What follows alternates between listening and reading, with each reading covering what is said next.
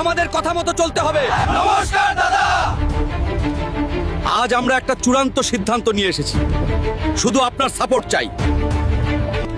কি এমন সিদ্ধান্ত নিলি তোরা যে এত রাগান্বিত হয়ে আছিস? দাদা, দেশ থেকে সব মুসলমানকে তাড়াতে হবে। আমরা এই দেশকে হিন্দু রাষ্ট্র হিসেবে গড়তে চাই। দারুণ আইডিয়া। আমি তো পুরো দস্তুর তোদের সাথে আছি। কাজটা তাহলে নিজেদের পাড়া থেকেই শুরু হোক।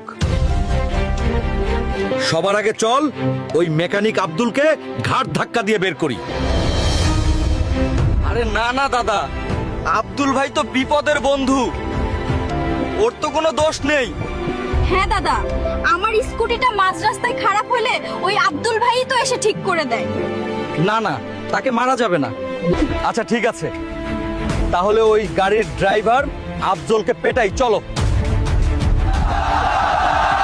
দাদা পাগল নাকি? সেদিন মাঝরাতে আমার মা স্ট্রোক করলে আফজল ভাই নিজের গাড়ি নিয়ে হাসপাতালে না ছুটলে মা তো মারাই যেত।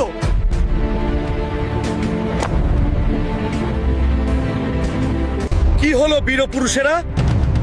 দু চারটে নাম বলতেই অস্ত্র নেমে গেল সবার। যাদের তাড়াতে এসেছিস, তোদের নিজের জীবনের সাথেই তো তারা আষ্টে পৃষ্ঠে জড়িয়ে আছে। সুখে দুঃখে তো এরাই কাজে আসে। আব্দুল কালাম সাহেবের নাম শুনেছিস? মিসাইল দিয়ে দেশকে বিশ্বের দরবারে বসিয়েছিলেন। উনিও তো একজন মুসলমান ছিলেন। 1965 সালের যুদ্ধে শহীদ আব্দুল হামিদ নিজের জীবন বাজি রেখে দেশের জন্য 70 ট্যাঙ্ক উড়িয়ে দিয়েছিলেন। ভুলে গেলি সব?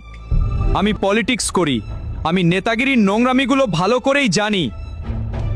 তোদের শুধু ব্রেন ওয়াশ করা হচ্ছে রে। যারা তোদের খেপিয়ে রাস্তায় নামিয়েছে, খোঁজ নিয়ে দেখ। তাদের ছেলে মেয়েরা ঠিকই নামি দামি স্কুলে পড়ছে, বিদেশে সেটেল হচ্ছে। আর তোরা এখানে নিজেদের ভাইদের সাথে মারামারি করে জীবন নষ্ট করছিস।